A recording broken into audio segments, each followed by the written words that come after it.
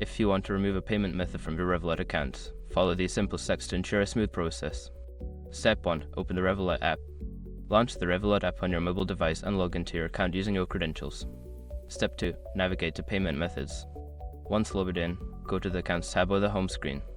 Look for the option labeled Payment Methods or Cards to access your saved payment options. Step 3. Select the payment method.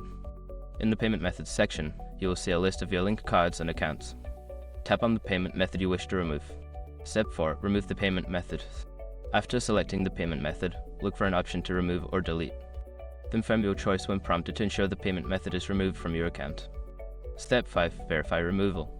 To ensure the payment method has been successfully removed, go back to the Payment Methods section and check that it no longer appears in the list.